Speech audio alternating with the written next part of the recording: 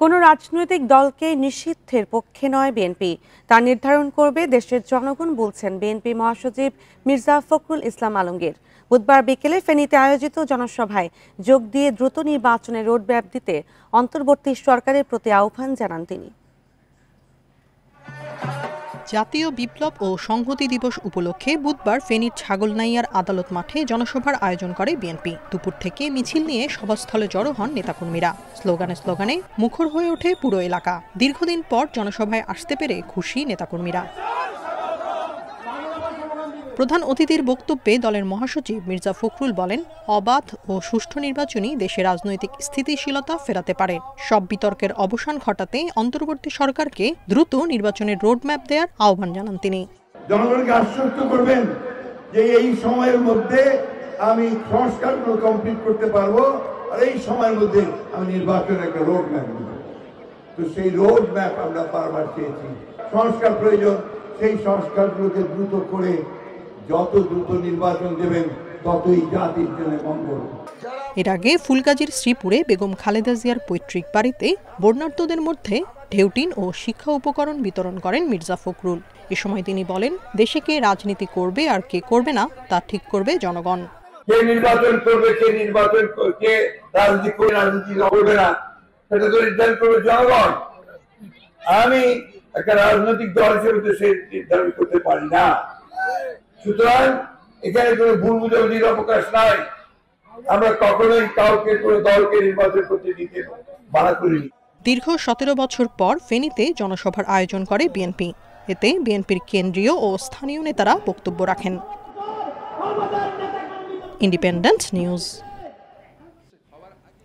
জুলাই গণহত্যা ও মানবতা বিরোধী অপরাধে অভিযুক্ত সাবেক সেনা কর্মকর্তা জিয়া এবং আইজিপি মামুন সহ 7 পুলিশ কর্মকর্তাকে শুনানি শেষে কারাগারে পাঠিয়েছে আন্তর্জাতিক অপরাধ ট্রাইব্যুনাল।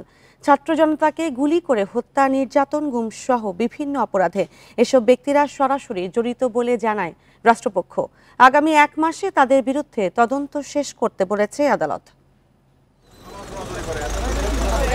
বুধবার সকাল 10টা থেকে 10:30টার মধ্যে 2 প্রিজন ভ্যানে করে আন্তর্জাতিক অপরাধ ট্রাইব্যুনালে আনা হয় 8 কর্মকর্তাকে। এদিন ব্যাপক নিরাপত্তা বলয়ে রাখা হয় পুরো ট্রাইব্যুনালকে।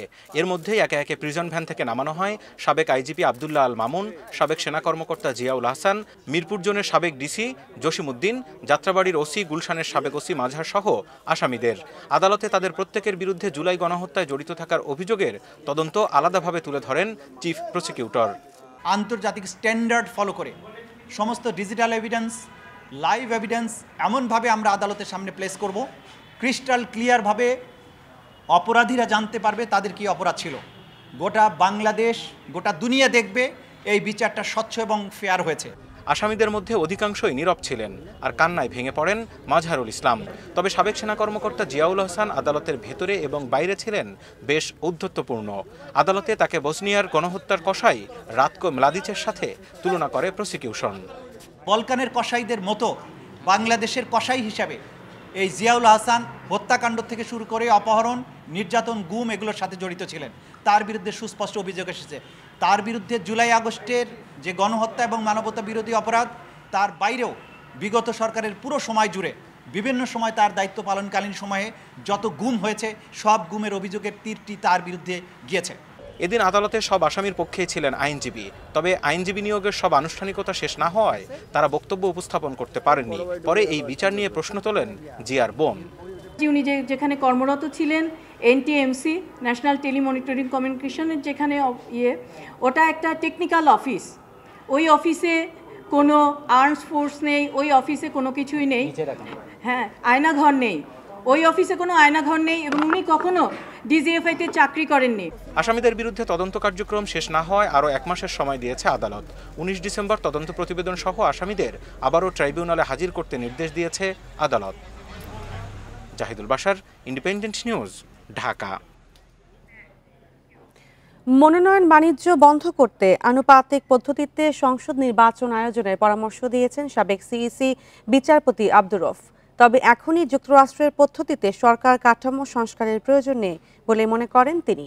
বুধবার বিকেলে ইসি সচিবালয়ে নির্বাচন ব্যবস্থা সংস্কার কমিশনের সাথে বৈঠকে তিনি এসব পরামর্শ দেন।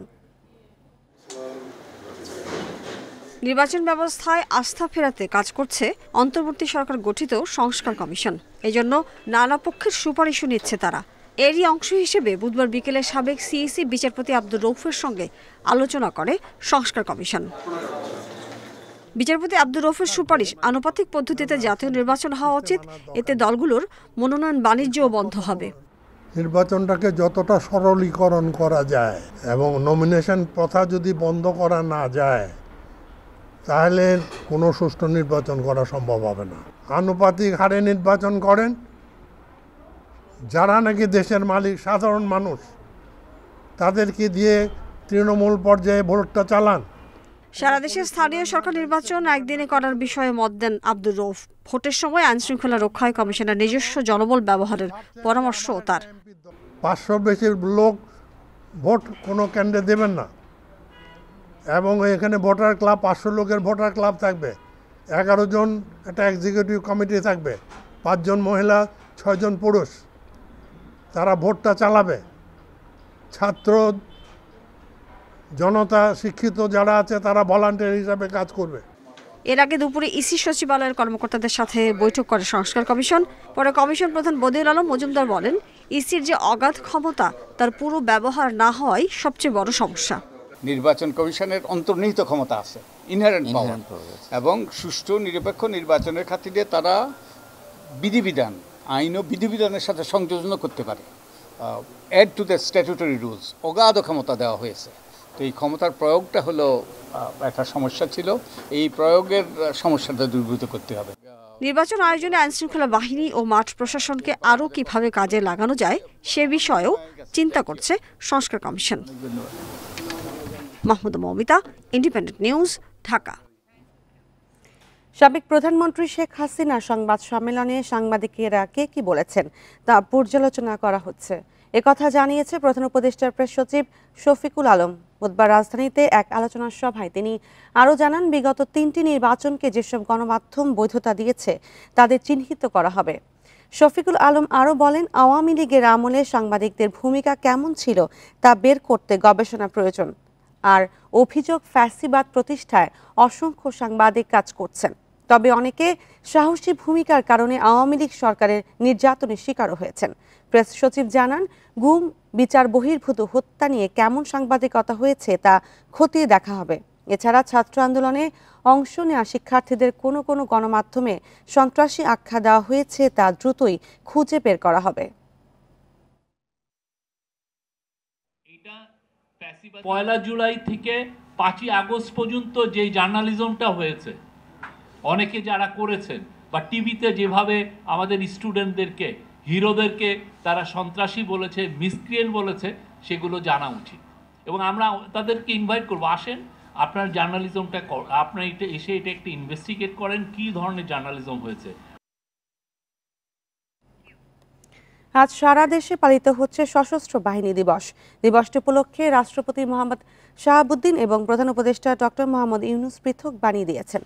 দিবসটির কর্মসূচি শুরু হয় সেনা, নৌ ও বিমান বাহিনী ঘাঁটির মসজিদগুলোতে। দেশের কল্যাণ ও সমৃদ্ধি সহ স্বাধীনতা যুদ্ধে আত্ম উৎসর্গকারী সশস্ত্র বাহিনীর শহীদদের রুহের মাগফিরাত কামনার মধ্য দিয়ে সকালে রাষ্ট্রপতি ও প্রধান উপদেষ্টা ঢাকা সেনানিবাসে শিক্ষা অনির্বাণে পুষ্পস্তবক অর্পণ করবেন।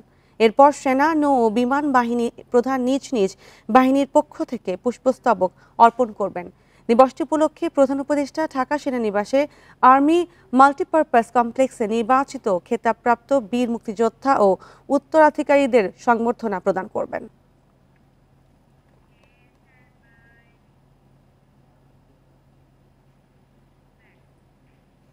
সশস্ত্র বাহিনী দিবস উপলক্ষে সেনাকুঞ্জের সংবর্ধনা অনুষ্ঠানে যাবেন BNP chairperson Khaleda Zia.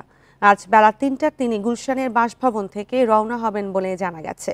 BNP চেয়ারপারসনের ব্যক্তিগত সচিব ABM আব্দুস সাত্তার জানিয়েছেন, সেনাবাহিনীর সর্বোচ্চ পর্যায় থেকে খালেদা জিয়াকে আমন্ত্রণ জানানো হয়েছে। মঙ্গলবার দুপুরে গুলশানের চেয়ারপারসনের কার্যালয়ে আমন্ত্রণ গ্রহণ করেন ABM সাত্তার। 2018 সালের ফেব্রুয়ারিতে কারারুদ্ধ হবার পর এই প্রথম কোনো রাষ্ট্রীয় অনুষ্ঠানে অংশ নিচ্ছেন খালেদা জিয়া। চেয়ারপারসন ছাড়াও সেনাকুঞ্জের অনুষ্ঠানে আমন্ত্রণ পেয়েছেন বিএনপি মহাসচিব মির্জা ফখরুল ইসলাম আলমগীর সহ 26 নেতা।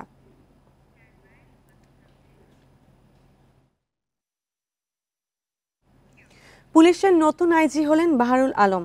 বুধবার বিকেলে স্বরাষ্ট্র মন্ত্রণালয়ের এক প্রজ্ঞাপনে এ কথা জানানো হয়। এছাড়াও ডিএমপি কমিশনার হিসেবে নিয়োগ পেয়েছেন শেখ সাজ্জাদ আলী। বাহারুল আলম বাংলাদেশ পুলিশের বর্তমান মহাপরিদর্শক মইনুল ইসলামের স্থলাভিষিক্ত হবেন। 2020 সালের পুলিশের চাকরি থেকে অবসরে যাওয়া বাহারুল 2007 থেকে 1 বছর পুলিশের বিশেষ শাখা এসবির প্রধান ছিলেন। 2009 থেকে 2013 সাল পর্যন্ত জাতিসংঘ সদর দপ্তরের শান্তিরক্ষা বিভাগের পুলিশ লিয়াজো অফিসার ছিলেন তিনি। 2015 সালে আফগানিস্তানে জাতিসংঘ মিশনে সিনিয়র পুলিশ অ্যাডভাইজারের দায়িত্ব পালন করেছেন। এছাড়া ঢাকা মহানগর পুলিশের নতুন কমিশনার হিসেবে শেখ সাজ্জাদ আলীকে নিয়োগ দেওয়া হয়েছে। আওয়ামী লীগ সরকারের বাতিল করা 5ম শ্রেণীর বৃত্তি পরীক্ষা 2026 সাল থেকে আবারও শুরু হচ্ছে। আর চলতি বছর থেকে বার্ষিক পরীক্ষা নেওয়া হবে প্রাথমিক পর্যায়ে। আগামী 2 ডিসেম্বর থেকে পরীক্ষা নিতে প্রস্তুত স্কুলগুলো। প্রাথমিক ও গণশিক্ষা মন্ত্রণালয় জানিয়েছে, বার্ষিক পরীক্ষায় শিক্ষার্থীদের মূল্যায়ন হবে 4 স্তরে। চলতি বছর প্রাথমিক পর্যায়ে প্রথম থেকে তৃতীয় শ্রেণী পর্যন্ত নতুন শিক্ষাক্রমে পাঠদান শুরু হয়। তবে গত 5 আগস্ট ছাত্র জনতার আন্দোলনের মুখে শেখ হাসিনা সরকারের পতনের পর এই শিক্ষাক্রম বাতিল করে দেয়া হয়। এই অবস্থায় শ্রেণীভিত্তিক মূল্যায়নের পাশাপাশি বার্ষিক পরীক্ষাও হবে। ফলাফলে থাকবে 4টি স্তর। এর মধ্যে 39 নম্বর পর্যন্ত সহায়তা প্রয়োজন স্তর, 40 থেকে 59 পর্যন্ত সন্তোষজনক, 60 থেকে 79 পর্যন্ত উত্তম এবং 80 থেকে 100 নম্বর পর্যন্ত অতি উত্তম স্তর। এদিকে আগের শিক্ষাক্রমের ভিত্তিতে 2026 সালে 5ম শ্রেণীর বৃত্তি পরীক্ষা হবে। এখন যেহেতু আমরা 2010 এবং 11 জাতীয় শিক্ষাক্রম রূপরেখে আমরা ফিরে যাচ্ছি প্রয়োজনীয় অভিযোজন সাপেক্ষে বা পরিমার্জন সাপেক্ষে, এবং এর সাথে মিল রেখে আমরা প্রাথমিক বৃত্তি পরীক্ষা নেওয়ার জন্য প্রাথমিকভাবে সিদ্ধান্ত গৃহীত হয়েছে। বাট এটি এই বছর আমরা কার্যকর করব না, কারণ আমাদের ক্লাস 4 এবং 5-এর পাণ্ডুলিপি আরও পরিমার্জন হবে। শিক্ষকরা জানিয়েছেন, এরই মধ্যে বার্ষিক পরীক্ষার প্রস্তুতি নেওয়া হয়েছে, সিলেবাসও শেষ পর্যায়ে। এই বিষয়ে আমাদের নির্দেশনা অলরেডি চলে এসেছে, আর 2 তারিখ থেকে এটার এক্সামটা শুরু হবে। সেকেন্ড টার্ম থেকেই মোটামুটি এটা নিয়ে আমরা প্রস্তুত ছিলাম।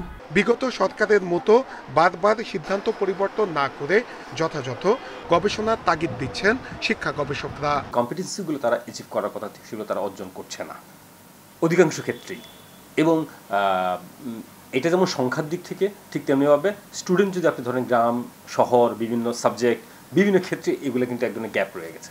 তো এখন এই গ্যাপটা ফুলফিল করাটা হলো আপনার মূল টার্গেট। এদিকে 2026 সালের জন্য প্রাথমিকের শিক্ষাক্রমে পরিবর্তন আনার কাজ শিগগির শুরু হবে বলেও জানিয়েছে মন্ত্রণালয়। নূরে আলম, ইন্ডিপেন্ডেন্ট নিউজ, ঢাকা। রাজধানীর রায়ের বাজারে বন্ধ থাকা মুক্তি সিনেমা হলে অভিযান চালিয়ে 4000-এর বেশি নকল বই জব্দ করেছে পুলিশ, যার আনুমানিক বাজার মূল্য 10 কোটি টাকা। এসব বইয়ের মধ্যে আছে জনপ্রিয় কথা সাহিত্যিক হুমায়ুন আহমেদ সফা সহ নামি দামি লেখকের বই। বুধবার রাতে এই অভিযান চালানো হয়। পুলিশ বলছে, অভিযুক্ত ছাপাখানার মালিকের বিরুদ্ধে কপিরাইট আইনে মামলা হবে। রাজধানীর রায়ের বাজারের মুক্তি সিনেমা হল দীর্ঘদিন ধরে সিনেমা প্রদর্শন বন্ধ। এই সুযোগে সিনেমা হলের ভেতরে মূল প্রকাশক, লেখক ও পরিবেশকের অনুমতি ছাড়াই বই ছাপিয়ে তা বিক্রি করছেন মানিক নামের এক ব্যক্তি। প্রকাশকদের তথ্যের ভিত্তিতে ছাপাখানায় অভিযান চালায় পুলিশ। এ সময় হুমায়ুন আহমেদ ছাপা সহ বিখ্যাত লেখকদের জনপ্রিয় বই ছাপানো নকল বই পাওয়া যায়। একাদশ ও দ্বাদশ শ্রেণীর পাঠ্য বইও মিলে। প্রকাশকরা বলছেন, নিম্নমানের কাগজে ছাপিয়ে বা ফটোকপি করে অবিকৃত প্রচ্ছদে বিক্রি হচ্ছে সব বই। এ বিষয়ে পাঠকদের আপত্তি না থাকলেও ব্যবসায়িকভাবে ক্ষতিগ্রস্ত হচ্ছেন প্রকাশকরা। এখানে মিনিমাম 200 প্রকাশনী, হেন কোনো প্রকাশনী নাই, হেন কোনো জনপ্রিয় বই নাই যা সে নকল করে না। সরকারি বই থেকে শুরু করে ক্লাস 6, 7, 8-এর বই থেকে শুরু করে যে নকল করে তার নাম হচ্ছে মানিক। ট্যাক্স পেয়ার অর্থাৎ ট্যাক্স দিয়ে সরকারিভাবে আমরা সব কিছু করে আসছি। আমরা কোনো ধরনের প্রফিট করতে পারি না। আমরা রাস্তায় হাঁটি, আমাদের চোখের সামনে দোকানদাররা ডুপ্লিকেট বই মানে পাইরেসি বই সেল করে, আমরা তাকায় থাকা ছাড়া আমাদের কোনো উপায় থাকে না। পুলিশ বলছে, অভিযুক্ত মানিকের বিরুদ্ধে কপিরাইট আইনে মামলা হবে। অভিযানে 4টি প্রকাশনীর 1000-এরও বেশি বই জব্দ করা হয়েছে।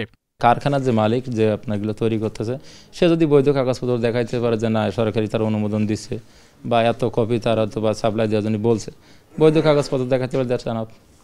আর যদি আপনার বৈধ কাগজপত্র দেখাইতে না পারে, আমি কিছু স্যাম্পল স্বরূপ নিয়ে যাচ্ছি সরকারি বই, তো যদি এটা যদি বৈধ কোনো কাগজপত্র দেখাইতে না পারে তাহলে আমরা তো সব জব্দ করবো।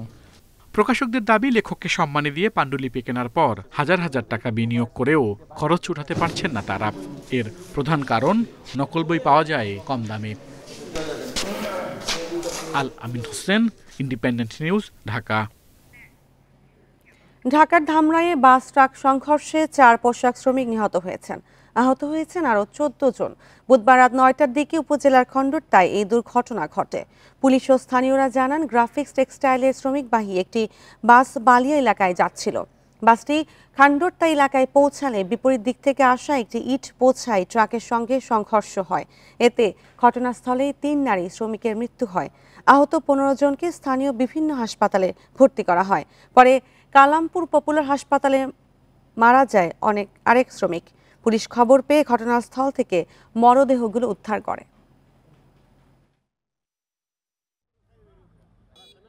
দুজনকে নগদে নিয়ে গেছে, আর একজন হলো এই জায়গা পড়ে আসাল, পরে অটো করে দেওয়া হয়েছে, আর 4 জনকে দেওয়া হয়েছিল কালামপুর মেডিকেলের দিকে পাঠানো হয়েছে। প্রথমে মনে হয় লাগার পরে 2 জন হলো নগদ নিয়ে গেছে, আর একজন মরা হলো এই জায়গায় পড়ে আছিল, ওটা হলো পরে নেওয়া হয়েছে। শ্রমিক ভাই একটি বাস অপর দিক থেকে আসা ইটভর্তি একটি ট্রাকের মুখোমুখি সংঘর্ষে ঘটনাস্থলে 3 জন নারী শ্রমিক নিহত হয় এবং চিকিৎসাধীন অবস্থায় একজন পুরুষ শ্রমিক নিহত হয়। অটোরিকশা বন্ধের নির্দেশের প্রতিবাদে রাজধানীতে বিক্ষোভ করেছে চালকরা। বুধবার দুপুরে রাজধানীর আগারগাঁও, মিরপুর, দায়াগঞ্জ সহ বিভিন্ন এলাকায় বিক্ষোভ করেন তারা। এ সময় ওই এলাকায় সড়কে যান চলাচল বন্ধ হয়ে যায়। আজ সকাল থেকে আবার অবস্থানের ঘোষণা দিয়ে কর্মসূচি প্রত্যাহার করে চালকরা। বেলা 12টার দিকে রাজধানীর দায়াগঞ্জে বিক্ষোভ শুরু করেন চালকরা। এ সময় পুলিশের সঙ্গে তাদের সংঘর্ষ হয়। এতে আহত হন 2 পুলিশ সদস্য। মঙ্গলবার 3 দিনের মধ্যে অটোরিকশার বন্ধের নির্দেশ দেয় হাইকোর্ট। সরকারের সংশ্লিষ্ট দপ্তরকে আদেশ বাস্তবায়ন করতে বলা হয়। প্যাডেল চালিত রিকশা মালিকের রিটের প্রেক্ষিতে এই আদেশ দেয় আদালত। রাজনৈতিক ব্যর্থতার কারণে নগর পরিকল্পনায় সঠিক পদক্ষেপ নেওয়া যায়নি বলে মনে করছেন গবেষকরা। তাদের মতে শুধু অবকাঠামো উন্নয়নের গতানুগতিক চিন্তা থেকে বেরিয়ে আসতে হবে। শুধু ঢাকা নয়, অন্যান্য শহরকেও পরিকল্পনার আওতায় আনার পরামর্শ নগর পরিকল্পনাবিদের। বুধবার প্রেস ইনস্টিটিউটে অনুষ্ঠিত সম্মেলনে নগরবাসীর মানসিকতায়ও পরিবর্তন আনার পরামর্শ দিয়েছেন তারা। এককেন্দ্রিক শাসন ব্যবস্থায় সবার জন্য সমান সুবিধা থেকে বঞ্চিত হয়েছে নগরবাসী। ধনীদের দেয়া হয়েছে অগ্রাধিকার। রাজধানীর প্রেস ইনস্টিটিউট মিলনায়তনে ন্যায্য নগর জীবন অধিকার শীর্ষক সম্মেলনে সমাপনী দিনে আলোচকরা এমন মন্তব্য করে বলেন, নগর উন্নয়নে স্বাধীন কোনো অভিভাবক নেই। ঢাকা শহরের যেহেতু কোনো কর্তৃপক্ষ নাই, যার ফলে এর সাথে কোনো এঙ্গেজমেন্ট নাই নাগরিকের। এখন নাগরিকতাই যদি গড়ে না ওঠে, তাহলে আসলে সেই শহরের তো কোনো ফিউচার নাই। মানুষের মানবিকতা কেন্দ্রিক নগরে যারা আসছে, প্রতিটা মানুষ সে ইকোনমিক অ্যাক্টিভিটির সাথে জড়িত। যিনি মুচি থেকে শুরু করে বস্তির প্রতিটা লোক থেকে শুরু করে আমাদের প্রতিটা মানুষ, তাহলে সেই ইকোনমিক অ্যাক্টিভিটির সাথে যারা আছেন তাদের জন্য নগরে জায়গা দিতে হবে। ডক্টর সলিমুল্লাহ খান বলেন, নগর উন্নয়নে সব পেশার অংশীজনদের মতামত নিয়েই করতে হবে পরিকল্পনা। রাষ্ট্রীয় কাঠামো আমলাতন্ত্রের জালে বন্দী, তাই নগর পরিকল্পনায় রাজনৈতিক সংগঠন ও নেতাকর্মীদের সদিচ্ছা গুরুত্বপূর্ণ। এই জন্য নগর পরিকল্পনার বিষয়টি নগর পরিকল্পনাবিদদের নিয়ন্ত্রণে নাই, এটা রাজনীতির নিয়ন্ত্রণে। এই কারণে আমাদের এখানে গোটা বড় বড় আবাসিক এলাকা গড়ে উঠেছে। দেখেন, বনানী নয়, গুলশান নয়, বারিধারা নয়, সব জায়গাতে কোথাও একটা পাবলিক লাইব্রেরি শাখা পাবেন না। জনগণের একত্রিত হওয়ার কোনো জায়গা নেই। তত্ত্বাবধায়ক সরকারের সাবেক উপদেষ্টা হুসাইন জিল্লুর রহমান জানান, নগরে সুস্থ পরিবেশের জন্য সুষ্ঠু নগর পরিবহন ব্যবস্থা জরুরি। পাশাপাশি নগরবাসীর মানসিকতাও পরিবর্তন আনতে হবে। এই মধ্যবিত্ত বিলাসিতার লেন্স দিয়ে দেখলে এটা কাগজে জীবনের ঊর্ধ্বে উঠতে পারবে না। যাপিত জীবনকে কেন্দ্রবিন্দুতে আনতে হবে সমাধানগুলো যদি খুঁজতে চাই। নগর জীবন ও বাসযোগ্য শহর গড়তে 7 দফা প্রস্তাবনা দিয়ে শেষ হয় এ সম্মেলন। Shahriar Anirban, independent News, Dhaka. সীমিত ওষুধ দিয়েই চলছে রাজশাহী সিটি কর্পোরেশনের মশা নিধন কার্যক্রম। প্রতি বছর 1000 লিটার কীটনাশক প্রয়োজন হলেও এই বছর বরাদ্দ পেয়েছে 500 লিটার, যার মধ্যে বর্তমানে মজুদ আছে 100 লিটার। একদিনে মশার উপদ্রবে অতিষ্ঠ নগরবাসী, অন্যদিকে বাড়ছে ডেঙ্গু আক্রান্তের সংখ্যা। সিটি কর্পোরেশন বলছে নতুন ওষুধ কেনার প্রক্রিয়া শুরু হয়েছে। রাজশাহী জুড়ে যখন চোখ রাঙাচ্ছে ডেঙ্গুর ভয়াবহতা, তখন নগরীর পয় নিষ্কাশন নালাগুলো যেন পরিণত হয়েছে মশা উৎপাদনের কারখানায়। সিটি কর্পোরেশন বলছে প্রতি বছর মশা মারতে খরচ হয় প্রায় কোটি টাকা। তবে মশা নিধনে কর্তৃপক্ষের ভূমিকা নিয়ে রয়েছে নগরবাসীর অভিযোগ। প্রতিদিনই প্রতিনিয়ত শুনছি রাজশাহী মেডিকেলে দুটো একটা করে মারাও যাচ্ছে, আর দিনেও যেমন মশা, রাত্রিতেও তেমন মশা। থাকাই যায় না মশার অত্যাচারে, দিনের বেলাতেও বাচ্চারা টিকতে পারছে না এবং তারা পড়াশোনায় মনোনিবেশ করছে না। আমাদের সীমিত যে সম্পদ আছে সেটা সর্বোচ্চ ব্যবহার করার আমরা চেষ্টা করি এবং সেভাবেই কিন্তু আমরা এই ডিম ধ্বংসের মাধ্যমেই বা লার্ভিসাইড নিয়ন্ত্রণ করেই আমরা কিন্তু মশা নিয়ন্ত্রণের চেষ্টা করি। স্থানীয়দের অভিযোগ, সিটি কর্পোরেশনের উদাসীনতায় বাড়ছে ডেঙ্গুর প্রকোপ। বিভিন্ন ব্লকে মিলছে এডিসের লার্ভা। গত বছরের তুলনায় ডেঙ্গু রোগীও বেড়েছে বলছে স্বাস্থ্য অধিদপ্তর। বাইরের রোগীর থেকে লোকাল ট্রান্সমিটটাই বেশি এবং আমাদের রাজশাহী সিটি কর্পোরেশনে আমাদের কীটতত্ত্ববিদ পরীক্ষা নিরীক্ষা করে পেয়েছেন যে সেখানে ডেঙ্গু এডিস মশার লার্ভা পাওয়া গেছে। রাশিকের প্রশাসক বলছেন চলতি মৌসুমে মশা মারার কীটনাশকের বরাদ্দ কম পাওয়া ও আগস্ট পরবর্তী কার্যক্রমের স্থবিরতায় বেড়েছে ডেঙ্গুর প্রকোপ। লার্ভিসাইড নিধন করতে হয়, তারপর অ্যাডাল্টিসাইড নিধন করতে হয়। এইগুলোর যে কীটনাশক সেগুলো পর্যাপ্ত ছিল না আমাদের। এখন যেটা আছে যে সেই পরিমাণ, যেমন ধরেন আমার যেগুলো আছে সঞ্চিত আছে, কোনো রকমের কাজ চালানোর জন্য আমি এই ডিসেম্বর পর্যন্ত চালাতে পারবো। এবছর রাজশাহী বিভাগে ডেঙ্গু আক্রান্ত হয়েছে 3097 জন, মারা গেছেন 5 জন। Mustafizur Rahman, independent news, Rajshahi. 9 সপ্তাহ ধরে বেতন না পাওয়ায় সিলেট বিভাগের রাষ্ট্রীয় মালিকানাধীন ন্যাশনাল টি কোম্পানির 12টি চা বাগানে কাজ বন্ধ রেখে আন্দোলন করেছেন শ্রমিকেরা। এর জেরে বন্ধ আছে এসব বাগানের উৎপাদন। ব্যাংক ঋণ জটিলতায় বেতন ভাতা পরিশোধে কিছুটা সমস্যা হচ্ছে জানিয়ে কর্তৃপক্ষ বলছে দ্রুত সমাধানের লক্ষ্যে কাজ চলছে। রাষ্ট্রীয় মালিকানাধীন ন্যাশনাল টি কোম্পানি ফাঁড়ির বাগান সহ 16টি চা বাগান রয়েছে। এর মধ্যে সিলেট বিভাগেই বাগান 12টি। এসব বাগানে কর্মরত 15,000 শ্রমিক 2 মাসের বেশি সময় ধরে মজুরি পাচ্ছেন না। মজুরি না পেয়ে 11 অক্টোবর থেকে কর্মবিরতি পালন করছেন শ্রমিকরা। তারা জানান, বকেয়া বেতন ছাড়াও প্রভিডেন্ট ফান্ডের টাকা জমা না হওয়া, চিকিৎসা সেবা না পাওয়া ও ঘরবাড়ির সংস্কার না হওয়ায় কর্মবিরতি পালন করছেন। আর আমাদের তার কোনো রুজি নাই, আর এই যে আমরা ঘরে বসে আছি, আমরা কোনোখানে কাম করতে যেতে পারছি না। তার বেতন আমরা না পাইয়া আমরা তো দিন এমনিতেই রয়েছি। আমরা কি না খাইয়া মরমু? আমরা তো খাওয়া লাগবো। বেতন 9 সপ্তাহ যাবত না খাইয়া না দেয়া রয়েছে, বাইরে কাজে যাওয়ারও কোনো সুযোগ নেই। আর হচ্ছে কি আমাদের ওই জন্য প্রভিডেন্ট ফান্ডের টাকা কোম্পানিরা ঠিকই কাটিয়ে নিয়েছে, কিন্তু ভবিষ্যৎ তহবিলে জমা করে নাই। কর্তৃপক্ষ বলছে কৃষি ব্যাংকের ঋণ জটিলতায় শ্রমিকদের বেতন ভাতা পরিশোধে সমস্যা হচ্ছে। তবে দ্রুত ঊর্ধ্বতন কর্তৃপক্ষের সঙ্গে আলোচনা করে সমস্যার সমাধানের চেষ্টা করা হচ্ছে।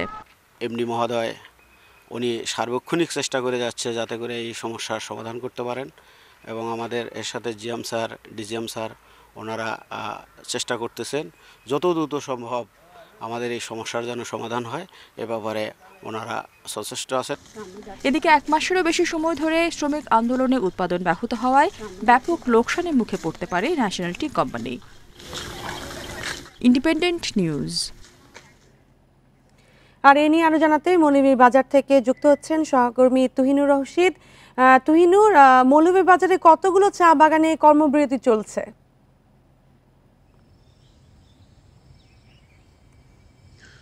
দেখুন, মৌলভীবাজারে আসলে ন্যাশনাল টি কোম্পানি এনটিসি যেটা আছে তাদের আসলে 7টি চা বাগান রয়েছে এবং ফাঁড়ি বাগান মিলিয়ে এখানে 11টি চা বাগান আছে। তো এই চা বাগানগুলিতে কিন্তু তারা যে তাদের কর্মবিরতি সেটি পালন করছেন 5 সপ্তাহ ধরে। আজকে 5 সপ্তাহ হয়ে চললো, অর্থাৎ টোটাল 11 সপ্তাহ কিন্তু মৌলভীবাজারে যাদের যে কর্মবিরতি সেটি চলছে। প্রথম দিকে তারা 6 সপ্তাহ তারা তাদের যে মজুরি ছাড়াই তারা কাজ চালিয়ে গেছিলেন, অর্থাৎ উৎপাদন যেটি তারা স্বাভাবিক রেখেছিলেন, কিন্তু যখন তারা তাদের মজুরি অর্থাৎ প্রতি সপ্তাহে কিন্তু তারা মজুরি পেয়ে থাকেন, সেই মজুরি এবং তাদের যে রেশন সেটি না পাওয়ার পরে তারা কিন্তু তাদেরকে যে কাজ পুরোটাই বন্ধ করে দেন। অর্থাৎ মৌলভীবাজারের যে এনটিসির চা বাগানগুলি আছে সেগুলিতে পুরোটাই উৎপাদন বন্ধ রয়েছে। আসলে এই যে পরিস্থিতি তৈরি হয়েছে সেটি আসলে দীর্ঘদিন ধরে এই যে এনটিসি চা বাগানগুলির অব্যবস্থাপনা, সেই অব্যবস্থাপনার ফলেই কিন্তু আজকে এই অবস্থায় এসে দাঁড়িয়েছে এই রাষ্ট্রায়ত্ত চা বাগানগুলি।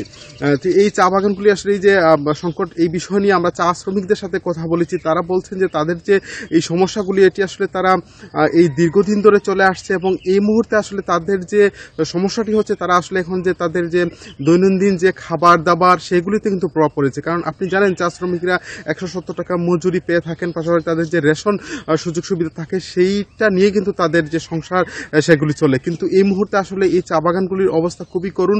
এখানে তাদের কাজ নেই, তাদের মজুরি নেই, তাদের রেশন নেই, তাদের অন্যান্য যে সুযোগ সুবিধা সেই সুযোগ সুবিধাটুকু তারা পাচ্ছে না, যার ফলে তারা কিন্তু এখন তাদের যে বাগান কেন্দ্রিক যে আন্দোলন সেটি তারা চালিয়ে যাচ্ছেন। এবং চা শ্রমিকরা তারা যেটি বলছেন যে তাদের যে এই সমস্যাগুলি সমাধান না হলে কিন্তু তারা বৃহৎ আন্দোলনের কিন্তু যাওয়ার হুঁশিয়ারি দিয়েছেন, এমনটাই কিন্তু আমরা দেখেছি।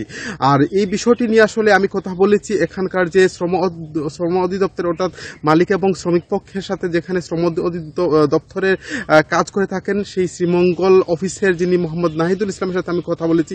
তিনি আমাকে যেটি জানিয়েছেন যে আসলে এই চা বাগানগুলি অর্থাৎ রাষ্ট্রীয় মালিকানাধীন চা বাগান, সেখানে 51% হচ্ছে রাষ্ট্র মালিকানাধীন, বাদ বাকি হচ্ছে বেসরকারি। অর্থাৎ বেসরকারি এবং রাষ্ট্র মিলেই কিন্তু এই 12টি চা বাগানের মালিকানা রয়েছে। তো এখানে আসলে তিনি যেটি আমাকে জানিয়েছেন যে আসলে দীর্ঘদিন ধরে লোকসান চলতে অর্থাৎ 2019 সালের পর থেকে এখানে বাগানগুলিতে লোকসান চলে আসছিল এবং এই লোকসানের ফলেই কিন্তু এখন এই মুহূর্তে আসলে যে ব্যাংক জটিলতা অর্থাৎ কৃষি ব্যাংকের সাথে আসলে এই যে পরিচালনা পর্ষদ তাদের যে তারা ঋণ নিয়ে কিন্তু এই বাগানগুলি চালিয়ে থাকেন।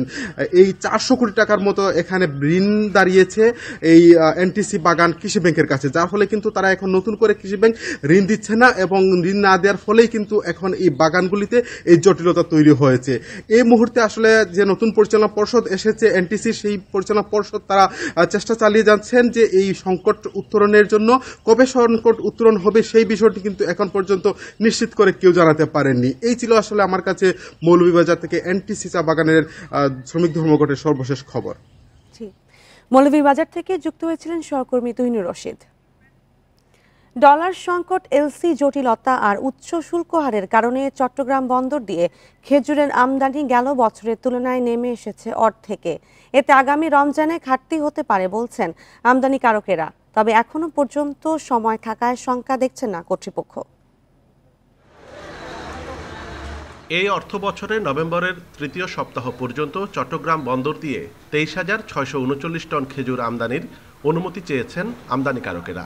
এই তথ্য বন্দরের উদ্ভিদ সঙ্গ নিরোধ কেন্দ্রের। এরই মধ্যে আমদানি হয়েছে 2,837 টন। গত বছর একই সময়ে আনা হয়েছিল 4,500 টনের বেশি খেজুর। আমদানিকারকরা বলছে আগে প্রতি কন্টেইনার খেজুরে 2 থেকে 3 লাখ টাকা শুল্ক দিতে হতো, সেখানে 2023 সাল থেকে কেজি প্রতি $2.5 থেকে $4 পর্যন্ত শুল্ক গুনতে হচ্ছে। এতে প্রতি কন্টেইনারে শুল্ক বেড়ে দাঁড়িয়েছে 60 থেকে 70 লাখ টাকা। এই কারণে আগ্রহ হারিয়েছেন ব্যবসায়ীরা। গত বছর থেকে খেজুরের ডিউটি কিন্তু এমনভাবে বাড়ালো যেটা সাধারণের ক্রয় ক্ষমতার ভিতরে আসলে নাই। তো রমজানে যেহেতু মেন আইটেম খেজুর এবং এখন যেহেতু অন্তর্বর্তীকালীন সরকার আছে, তারাও হয়তো জনগণের ব্যাপারটা চিন্তা করবে। আমদানি করে নিয়ে আসলাম, আপনি আমার 150 টাকা কস্টিং হয়েছে, আপনি বলবেন যে সেটা 100 টাকা বিক্রি করেন, তাহলে ব্যবসায়ীরা কিছুতেই আমদানি করবে না, তাহলে সেটা এক ধরনের এফেক্ট করবে।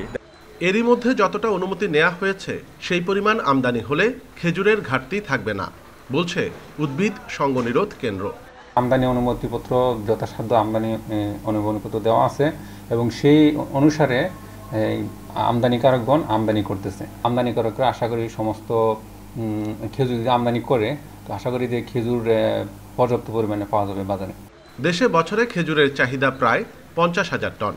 এর মধ্যে সবচেয়ে বেশি চাহিদা থাকে রমজান মাসে। অনুপম শীল, ইন্ডিপেন্ডেন্ট নিউজ, চট্টগ্রাম। তারল্য সহায়তা পাওয়ার পরও দুর্বল ব্যাংকগুলোর সংকট কাটছে না। এখনো গ্রাহকের চাহিদা অনুযায়ী টাকা দিতে পারছে না এসব ব্যাংক। এতে ভোগান্তি বাড়ছে আমানতকারীদের। বিশ্লেষকরা বলছেন শুধু সহায়তা দিয়ে ব্যাংক খাতে আস্থা ফেরানো কঠিন। ব্যাংকগুলোতে শৃঙ্খলা ফিরিয়ে আনতে কেন্দ্রীয় ব্যাংকে আরও কঠোর পদক্ষেপ নেওয়ার তাগিদ তাদের। গেল 1 বছর ধরে উচ্চ মূল্যস্ফীতি ও নির্বাচন কেন্দ্রিক অনিশ্চয়তায় ব্যাংক থেকে টাকা তোলার প্রবণতা বেড়ে যায়। আর জুলাই আগস্টে ছাত্র জনতার আন্দোলনের প্রভাবে ব্যাংক থেকে নগদ টাকা তোলার হিড়িক পড়ে। রাজনৈতিক পট পরিবর্তনের পর এস আলমের নিয়ন্ত্রণে থাকা 7টি ব্যাংকসহ বেশ কয়েকটি ব্যাংকের ব্যাপক দুর্নীতি ও অনিয়মের তথ্য বেরিয়ে আসে। ফলে আস্থার সংকটে পড়ে ব্যাংকগুলো। বেশ কিছু দুর্বল ব্যাংক সবল ব্যাংক থেকে তারল্য সহায়তা পেয়েও গ্রাহকের চাহিদা অনুযায়ী টাকা দিতে পারছে না। আমার টাকার দরকার 20,000, 40,000, 50,000, কিন্তু আমাকে মাত্র 5,000 টাকা দিতেছে এরা। কিছু ক্লায়েন্ট আছে তাদেরকে টাকা দিতে হয়, এখন তারা তো আমাকে প্রেশার ক্রিয়েট করে টাকার জন্য, আমি তো টাকা দিতে পারছি না কারণ আমার ব্যাংকে টাকা আটকে গেছে। বাংলাদেশ ব্যাংক বলছে গ্রাহকের আস্থা ফেরাতে সব ধরনের উদ্যোগ নেওয়া হয়েছে। ব্যাংকের আমানতকারীরা যাতে কোনোভাবেই ক্ষতিগ্রস্ত না হয় সে ব্যাপারে কাজ করছে তারা। প্রয়োজনে দুর্বল ব্যাংকগুলোকে আরও তারল্য সহায়তা দেওয়া হবে। আমরা আশা করতেছি অ্যাট এ টাইম 600-700 কোটি টাকার স্যাংশন পেয়ে যাব এবং বাংলাদেশ ব্যাংকে বলে এসেছি এগুলো অ্যাট এ টাইম যদি আমরা গ্যারান্টি পাই দেখা যাবে পরে আমাদের এই বাংলাদেশ ব্যাংকের মাধ্যমে সহায়তার প্রয়োজন নাও হতে পারে। টোটাল ব্যাংকিং সেক্টরে তারল্যের কোনো অসুবিধা নাই। 5 থেকে 6টা ব্যাংক তারল্যের সমস্যার ভুগছে। যাদের তারল্য সহায়তা দেওয়ার সামর্থ্য আছে তারা যেন যাদের তারল্য প্রয়োজন তাদেরকে সাহায্য করবার জন্য এগিয়ে আসে। বিশেষজ্ঞরা বলছে দেশের আর্থিক খাতে যে বিশাল সমস্যা তৈরি হয়েছে তা সামাল দেয়া বাংলাদেশ ব্যাংকের জন্য একটি বড় চ্যালেঞ্জ হয়ে দাঁড়িয়েছে। বাংলাদেশ ব্যাংক বলছিল যে তোমরা ইন্টার ব্যাংকের থেকে তোমরা বড় করে তোমাদের প্রবলেম তোমরা মিট আপ করো। তো সুতরাং আপনার এবং এই তারপরে যদি মিট আপ করতে না পারে তাহলে ডেফিনেটলি বাংলাদেশ ব্যাংকের শক্ত একটা অবস্থানে যাইতে হবে। বিশ্লেষকদের মতে আমানতকারীদের স্বার্থে সময় উপযোগী পদক্ষেপ নিতে হবে কেন্দ্রীয় ব্যাংকে। পাশাপাশি খেলাপি ঋণ আদায়ে জোর দিতে হবে ব্যাংকগুলোকে। Shafiul Alam Sujan, Independent News, Dhaka. আর এই ছিল এখনকার সংবাদে। ইন্ডিপেন্ডেন্ট টেলিভিশনের সব খবর বিস্তারিত জানতে চোখ রাখুন ফেসবুক, ইউটিউব ও এক্সে। ধন্যবাদ সবাইকে।